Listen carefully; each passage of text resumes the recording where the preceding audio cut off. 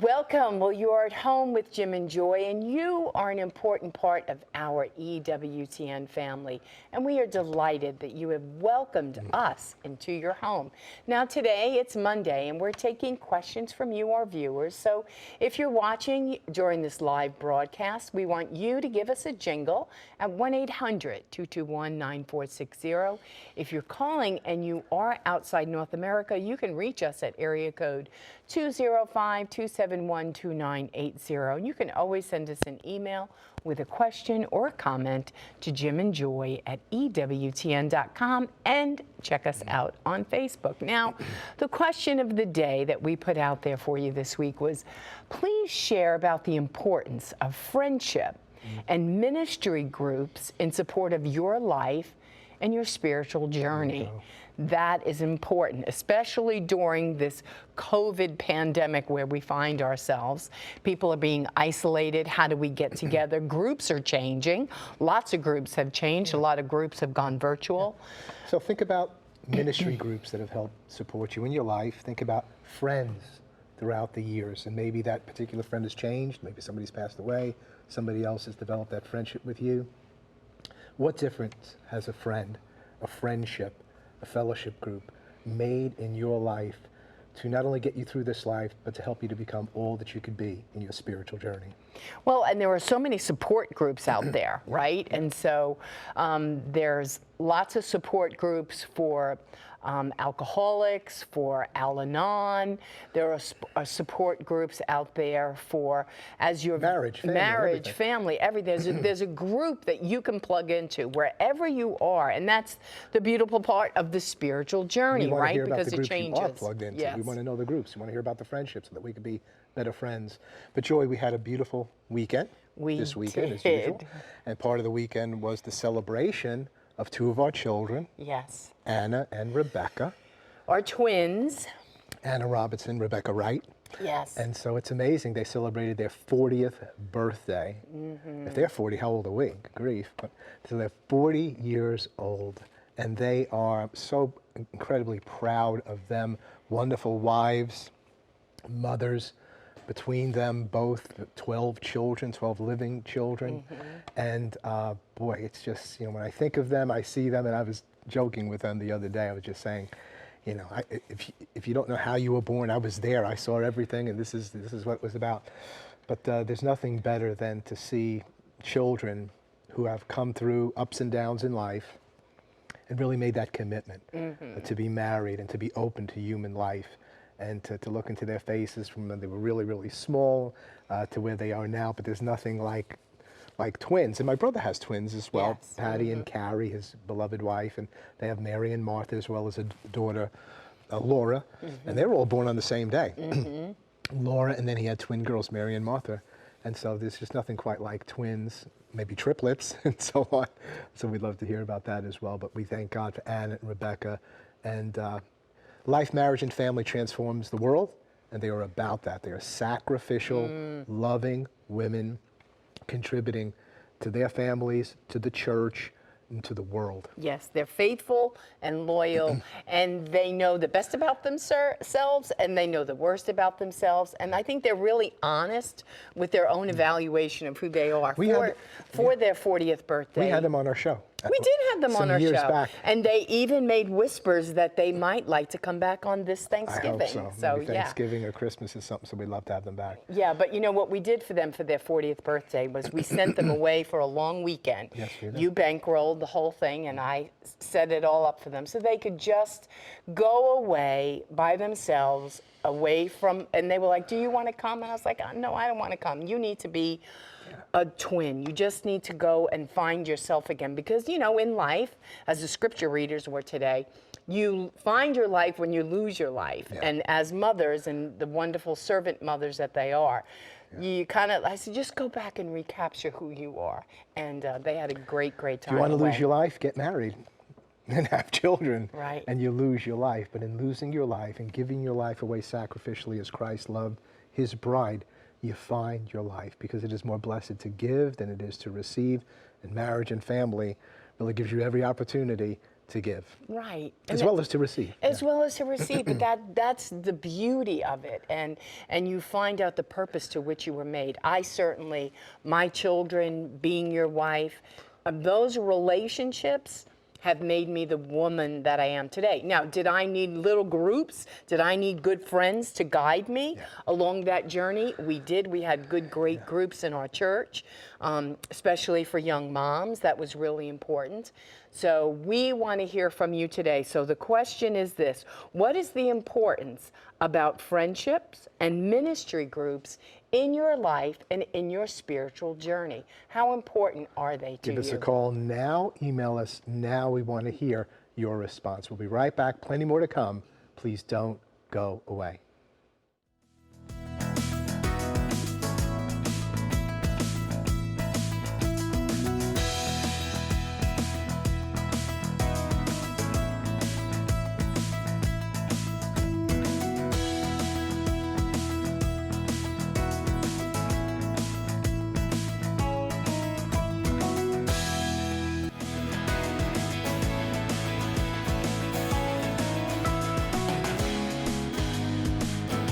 Welcome back. Well, remember that today we're taking your questions during our show. So if you're watching, you know it's a live broadcast. It's Monday. Give us a jingle at 1-800-221-9460. If you are calling and you are outside North America, you can reach us at area code 205-271-2980. And you can always send us an email with a question or a comment to jimandjoy@ewtn.com. And check us out on Facebook. Now, the beautiful question for you today is, please share about the importance of a friendship and ministry groups in support of your life and the spiritual journey. Because the spiritual journey goes on forever, right? It's until we end this life and we go from life to life with And you're not on the journey alone. That's the deal. Never. That you're a communal person. We're meant to be in relationship. We need accompaniment, and we need to accompany others. Right. How perfect So that on the is. phone, we have Ellen and TJ Holt with teamsofourlady.org, teamsofourlady.org. Ellen, TJ, are you there? Yes, we are. Good. Well, it's great to have you on at home with Jim and with Joy. We so much appreciate Teams of Our Lady, and you are the United States Super Region Responsible Couple. So Responsible Couple, share with us why a group like Teams of Our Lady is important for marriage and for the family. It's a really important movement because our goal is to grow in holiness, but we all need support to do that. And that's where the team part of Teams of Our Lady comes in. It's 5 to 7 couples, hopefully with a spiritual counselor, that help us on our daily walk through life and growing closer to the Lord as we also grow closer to each other. Right. And we do that because we meet on a monthly basis and we share a simple meal and prayer and a study topic. It really helped us out a lot when we first moved to Texas over 20 years ago. We didn't know anybody in the community at all. We moved, we were new, our family was still in the Midwest. And those people that came into our life as strangers over the last 20 years have really become very close friends. And we've shared so much of our lives together. I can't imagine for the last 20 years without them. So it's been very beneficial to us. Well, I think there's, I'm sorry, Joy, Go ahead. It seems to be more important than ever before in our culture and in our society today. With the shifting sands regarding what marriage is and what marriage does, and the assault upon marriage, the assault upon the family, the assault upon human identity. Right. And to get together with other couples for our family, our children, to see us making that time to say marriage and the family is so important, and we need this sort of accompaniment, the joy of having a meal together, receiving instruction, and I would imagine you pray extensively together.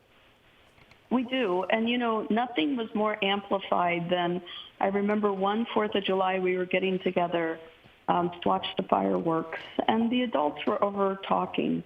But I noticed out of the corner of my eye, the children of all of our families were sitting down in a circle, and I overheard them talk about what had been really good in their life over the last, week or so, and what hadn't been so good in their life. And they were sharing that. And what they were doing is really imitating the very first part of our meetings. Okay. When we sit at table, we talk, and we can share those kinds of things, and we can see that support. So that was beautiful to see what our children had picked up and what they were emulating. Well, now you shared that you've been in the group for 20 years. Is it the same people, or have some people moved away? Have you introduced new people into the group? Tell me, how did that work out?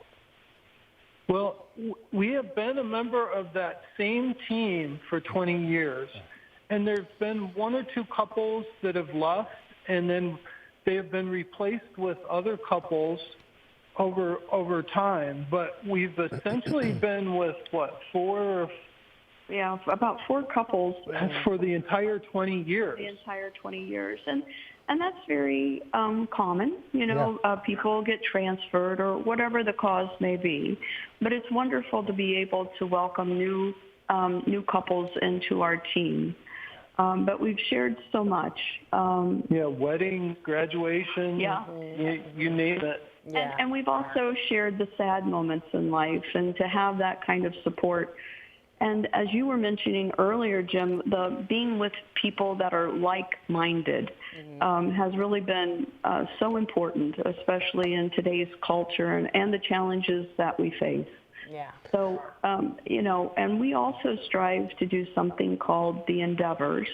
It's a list of 7 things that we try to do on a monthly basis to help us grow spiritually, as well as growing together as a couple. It's simple things we should all be doing, but we look at that and try to do it once a month, like reading of the Word, praying together, praying as a family. And then personal prayer. You had mentioned prayer earlier, and prayer is part of our meetings. We offer petitions. We also have a more liturgical prayer. But the endeavor is what we work on to grow in holiness every day. Prayer is one of the most important parts of that. Yeah. So what do people do who are hearing this today and they're saying, maybe it'd be good for me and my husband or my wife to be involved in something like this? Where do I go? I don't know if my diocese has it.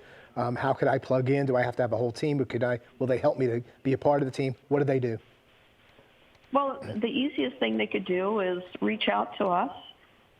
They can get that information by going to our website, www.teamsofourlady.org. And our phone number is listed there. Our email is listed there. And we'd be happy to help them find out, first of all, if teams might be in their area. And if it's not, then we can put them in touch with folks that can help them start a team in their area. Even during this time, this very trying time of pandemic, we are still, being able to do that, help people feel connected. Ellen and TJ, thank you so much for your sharing, for all that you do with Teams of Our Lady. We have benefited by it personally, very strong here in the Diocese of Birmingham. Thank you so much. It's teamsofourlady.org. Go right there, and they'll get you involved in a group. Thank you so much. Well, I think, one of the things that Ellen and TJ were sharing, so many of the things that are happening in our lives, in our spiritual journey, everything has to be intentional. Nothing happens by accident. So even if you're saying, I want to grow in holiness, I want to grow in our spirituality, well, how are we going to do that? We need to plug into a group as a couple so we can journey with other people, which means it's a commitment. We're going to meet once a month. We're going to, do a meal together. We're going to sacrifice time. We're going to sacrifice our home. We get together with people. Everything has to be intentional. So if you are at home and you're sitting, well, I don't have any friends, or my marriage is this and this, you have to be proactive to make it matter.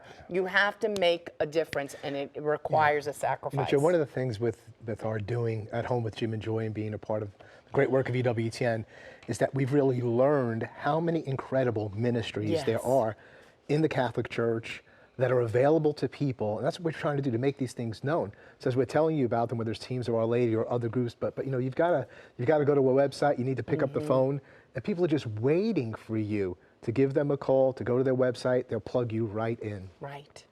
So we have Rose calling in. Rose, you're at home with Jim and Joy. Please tell us about. Jim. Hi, Joy. Hey, tell us about friendship or about a particular group in your life. Yes. Hi, Jim. Hi, Joy. So nice to be with you guys today. Our group is from Marriage Encounter. It's an extension of our Marriage Encounter couples. We've had couples in our Marriage Encounter for the past 30 years that have been friends all their lives. They spent their lives in their relationships and their families, the ups and downs, just like the Holts were just saying.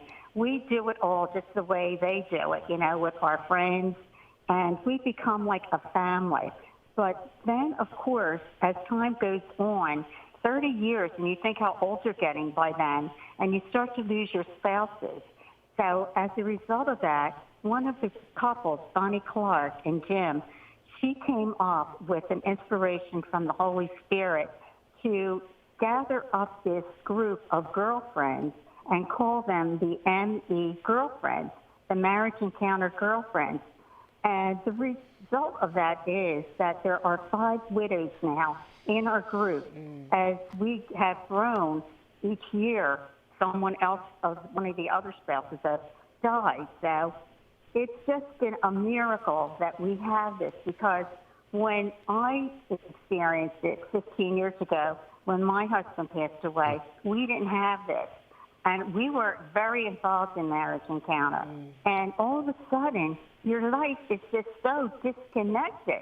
All the time and all the years that you spent doing couple activities no longer exist. And now all you have is yourself. I just felt so alone. And so I like somebody just threw me off a cliff, and I didn't know where I was going to free fall at.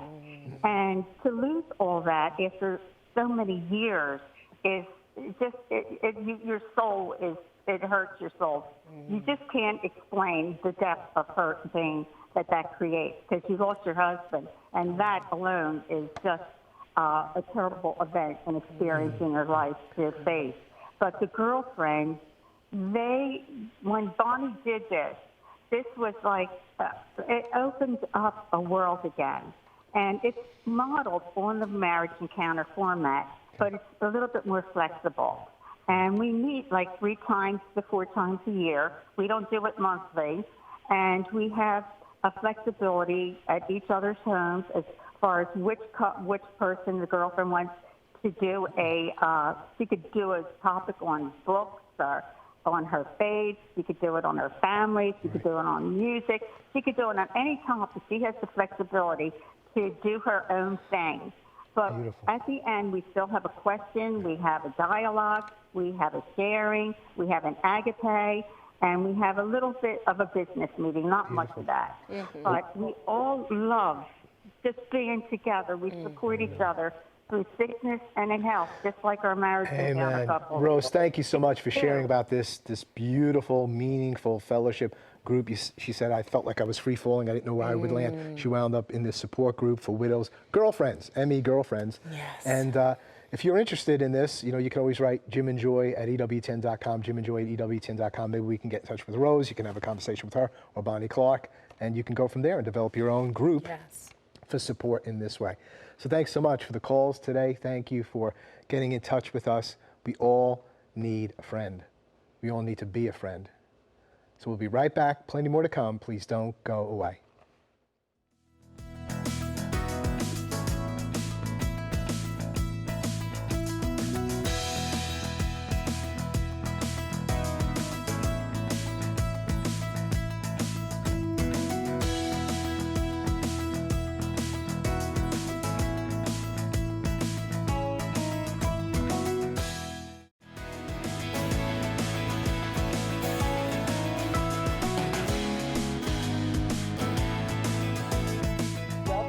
Well, before we wrap up today's show, we're going to go to Rome to check in with beautiful Joan Lewis. Now, Joan, friendships have played an important part in your life, haven't they?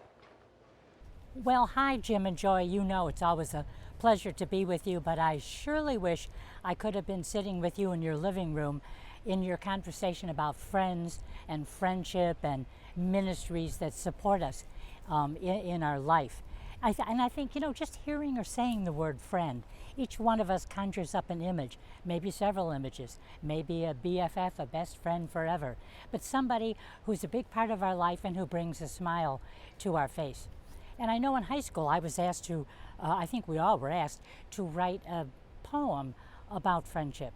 And I have it somewhere in my files, but I do remember the first words, that friendship is a priceless treasure. It is a bright star whose light never fades. Now, in his apostolic exhortation, Christus Vivit, which was after the synod a few years ago for youth, Pope Francis wrote, "Friendship is one of life's gifts and a grace from God. Friendship teaches us to be open, understanding, and caring towards others, to come out of our own comfortable isolation and share our lives with others. For this reason, there's nothing so precious as a faithful friend." And I think we all know man was not made to be alone. We have and want and we need faithful friends. And even more importantly, we need to be a faithful friend to others. We have to be there to listen to them, to comfort them, to, if they're in a moment of great pain, whether it's physical or otherwise, we have to be there for them.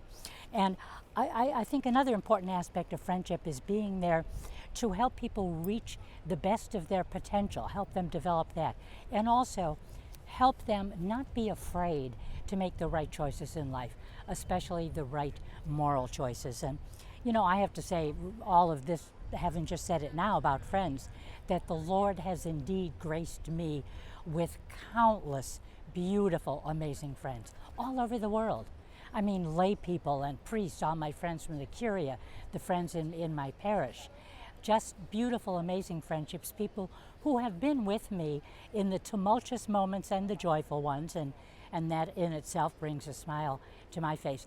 Now, I think if we talk about tumultuous, we can't ignore the COVID area.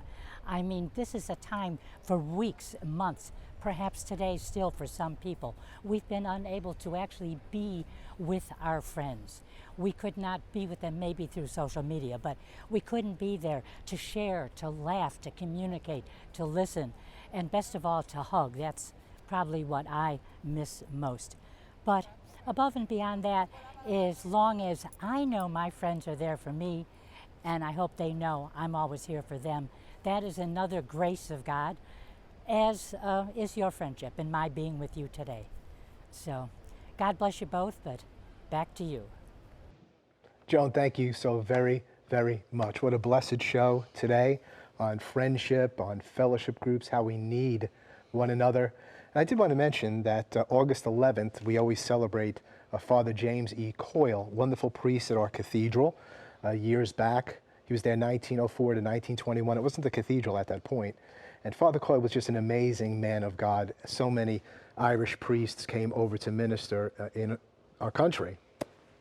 And Father Coyle lived at a time of anti-Catholic bigotry in our community that was very, very strong from about 1917 to 1921. And he was assassinated as he said his prayers on the parsonage swing. He had just performed a wedding between a dark-skinned Puerto Rican Catholic and a convert girl to Catholicism. People considered this an interracial marriage, and Father Coyle was assassinated not only for that, but for being the face of Catholicism for many years in Birmingham. And the FBI had said his life was under threat for 2 years, and finally they took his life, but not his faith. And so we remember him. We have a Mass Tuesday, that's tomorrow, 12:10 p.m. at the cathedral. So if you're in town, please come and be with us.